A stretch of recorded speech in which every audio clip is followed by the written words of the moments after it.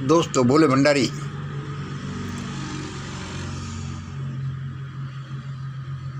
आज 21 मार्च 2021 है। आज जैसे ही मैं सुबह खड़ा हुआ, भगवान मेरे सामने खड़े मिले और उसने कहा, ले मंगल ले, तू कल भिवाड़ी जाने से बहुत थक गया होगा। ले अब इस गाने को सुन और ज़्यादा तरोताज़ा हो जाओ, फिर अपन दोनों अपना काम करेंगे। मैंने कि भाई भगवान ये अपना वही वीडियो भी बनवाएगा, और तो इसने क्या काम दे रखा है। दोस्तों, आप सोचते होंगे कि यह मंगल भाई सचमुच में भगवान को देखता है, ये वैसे ही बेवकूफ़ बनाता है। देखो भाई साहब, मैं किसी को जानबूझकर बेवकूफ़ नहीं बनाता। मैं वही कहता हूँ जो मुझे महसूस होता है, जो मैं देखता हूँ। हो सकता है मैं ही गलत देख रहा हूँ, वो बात अलग है। ईश्वर ऐसी ही अद्भुत चीज़ है।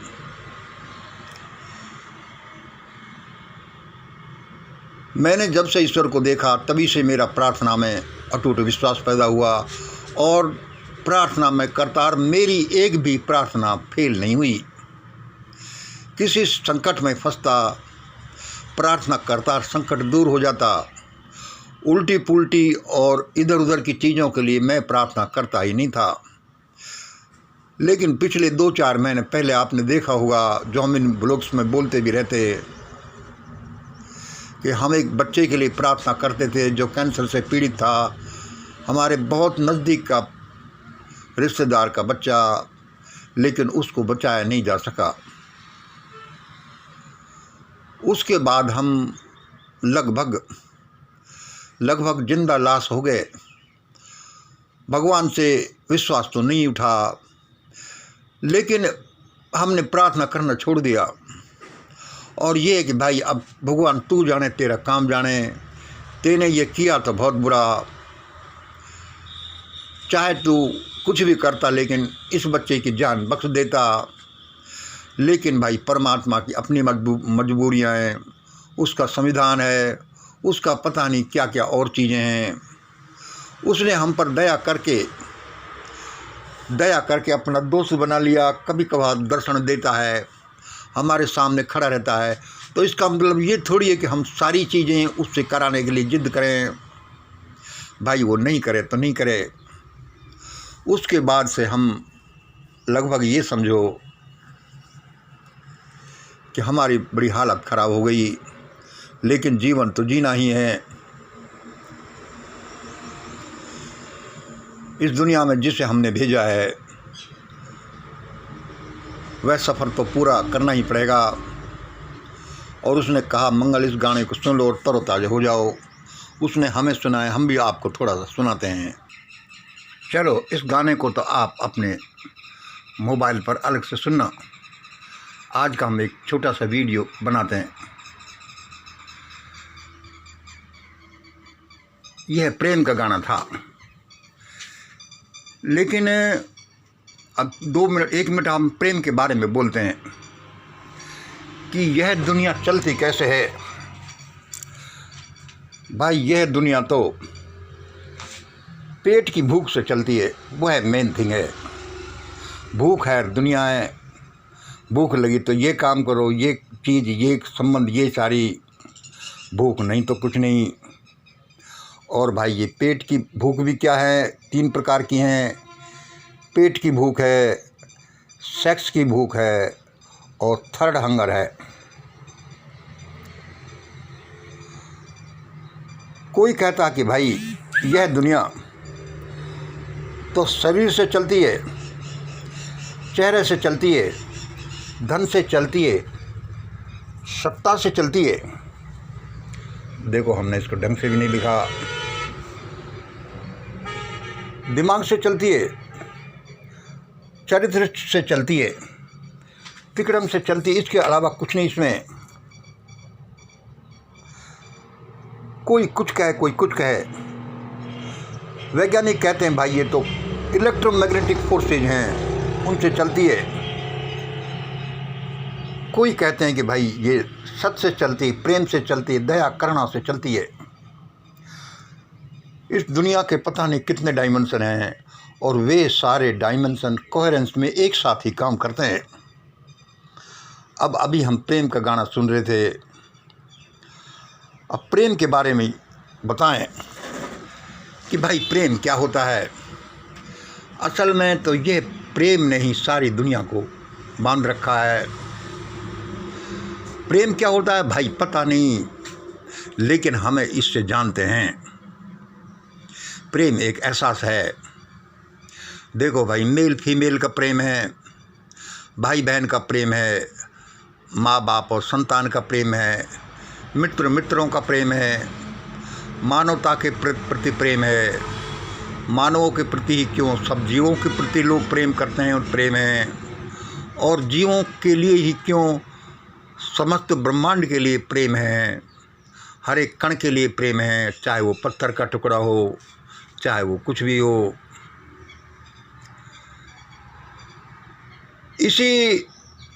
इसी प्रेम ने ब्रह्मांड के जर्रे जर्रे को बांध रखा है और संचालित होता रहता है। यदि आप सचमुच में प्रेम करते हैं तो आप भाग्यवान हैं। लेकिन हम लोगों का अभी इतना विकास ही नहीं हुआ। हम प्रेम के बारे में, कहीं प्रेम की बात होती है तो वो है बस लड़का लड़की के प्रेम, मेल फीमेल के प्रेम को ही जानते हैं।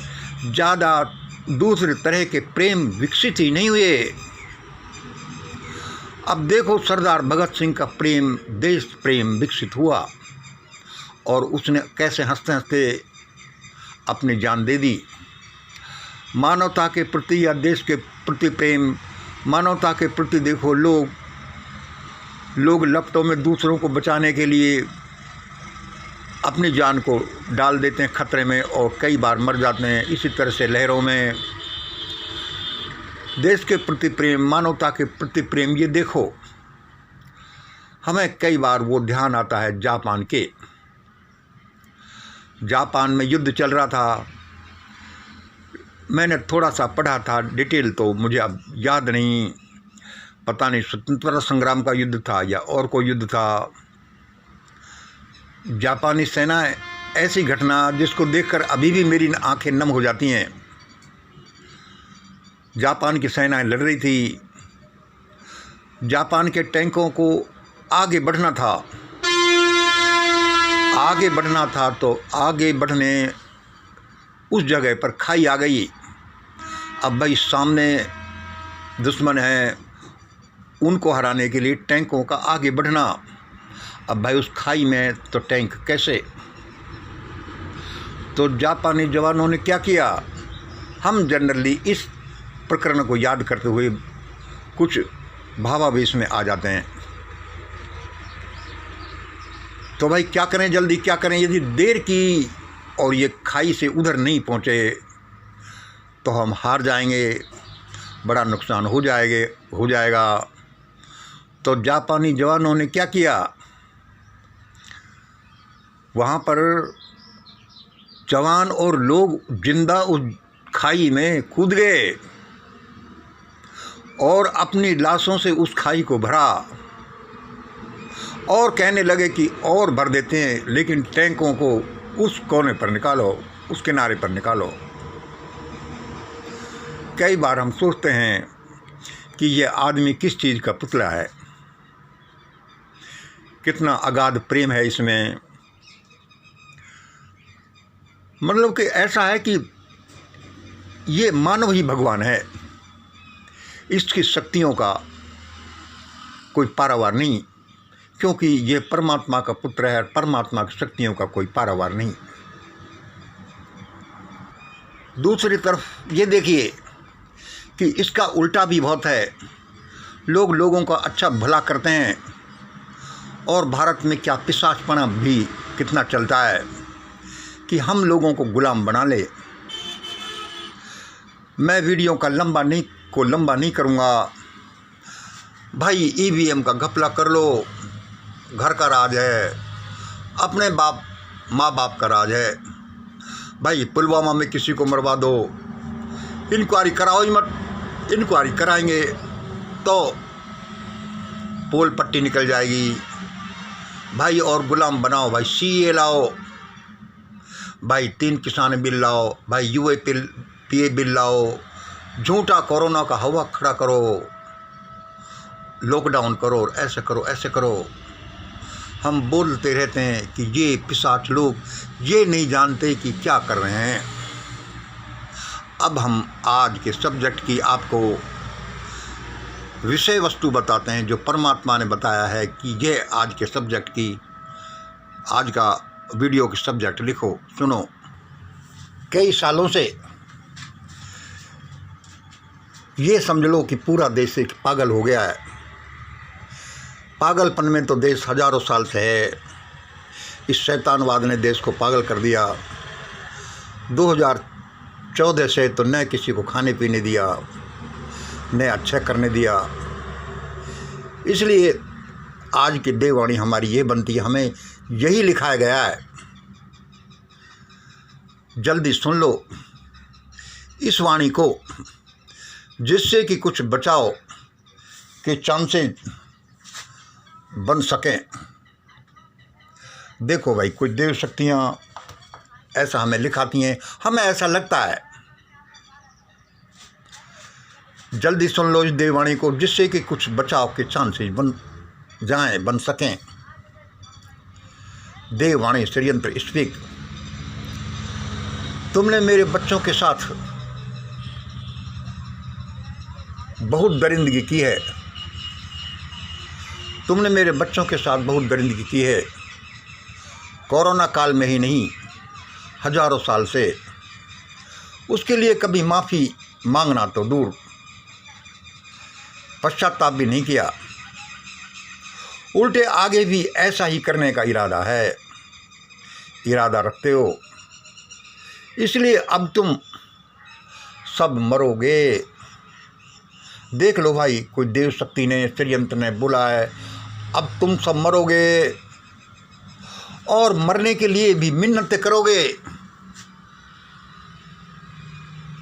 मरने के लिए भी तड़फोगे और चाहोगे कि भाई कोई हमें मार दे, क्योंकि तुमने इस देश में जो किया, जो चेहरा दिखाया भयानक, वह अति भयानक है।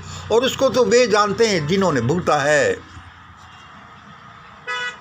इसलिए जनरली हम अपने संभाषणों में बोलते रहते हैं कि भारत अब एक भयानक तूफान में फंसेगा, जिसका आरंभ लगभग हो ही चुका है।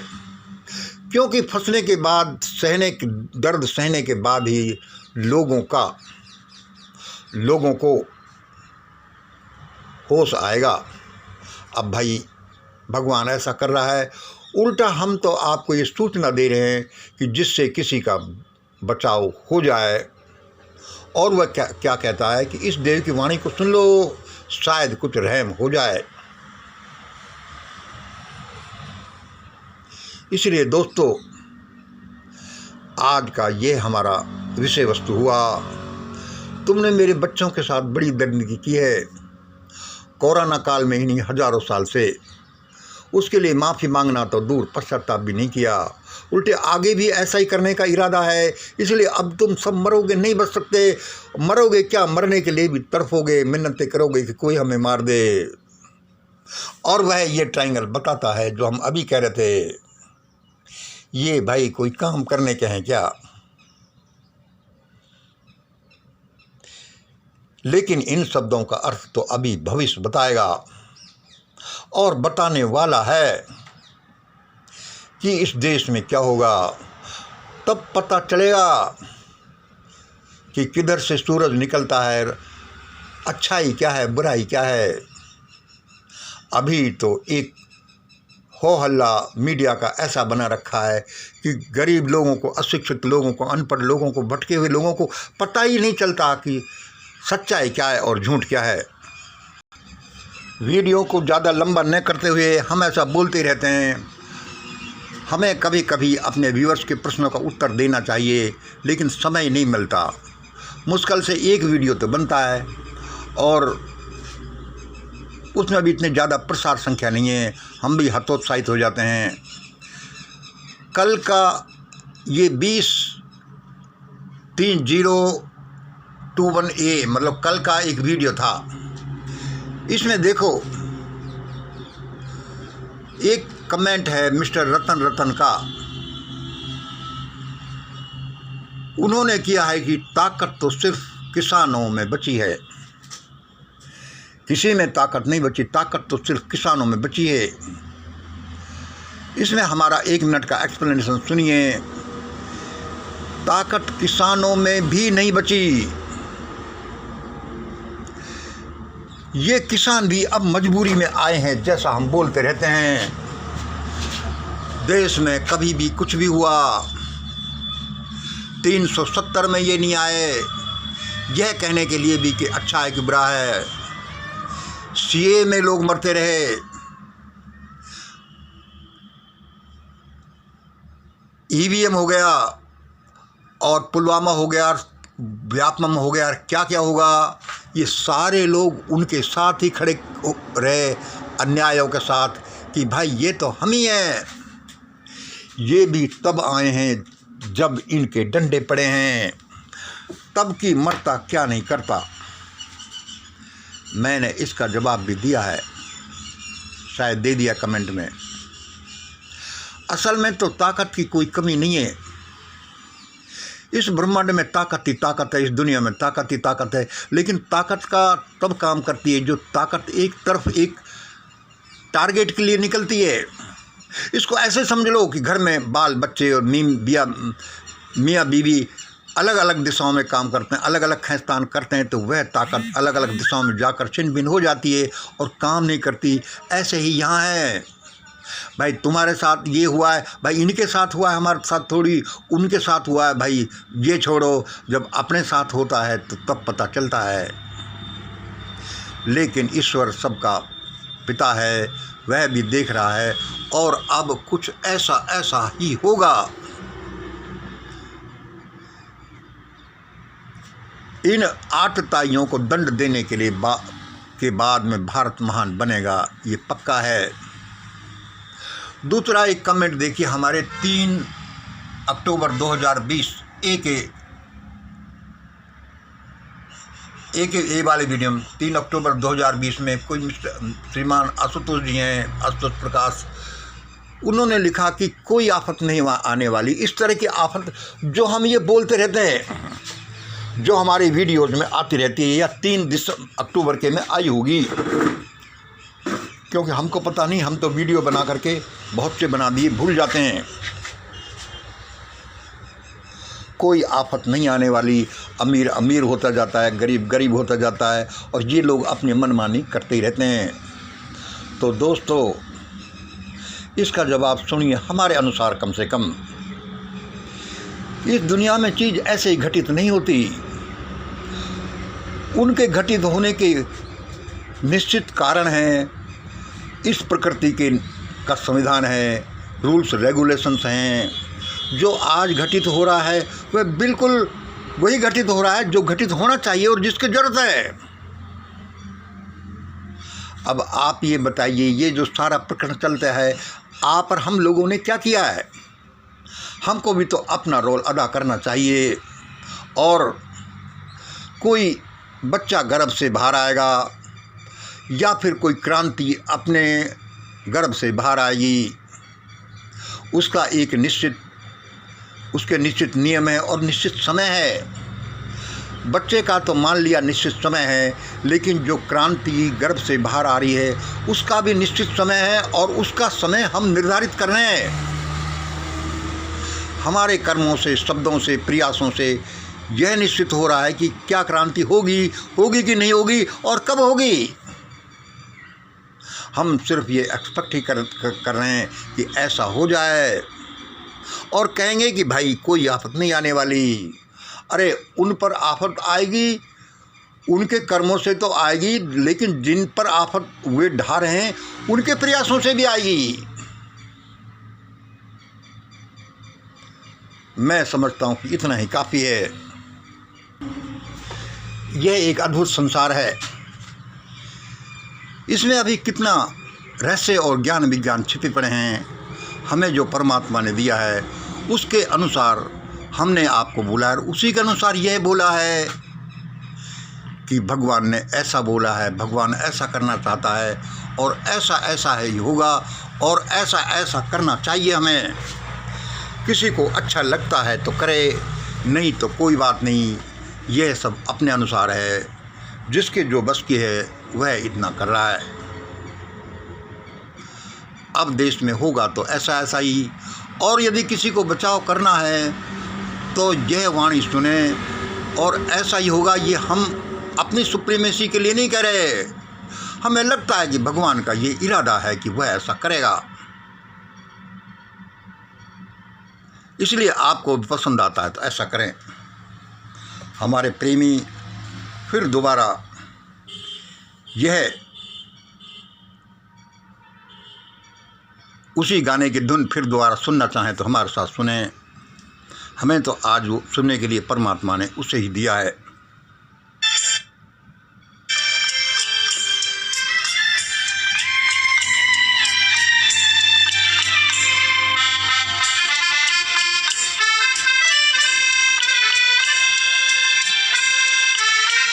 आज इतना ही। जय हिंद, जय भारत। इस धुन को सुने तो सुने।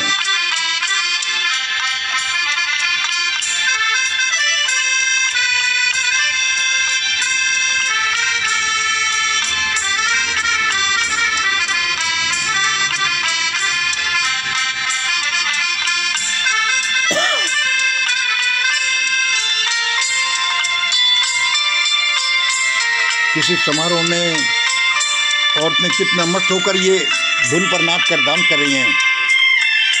आओ अपन लोग भी करें।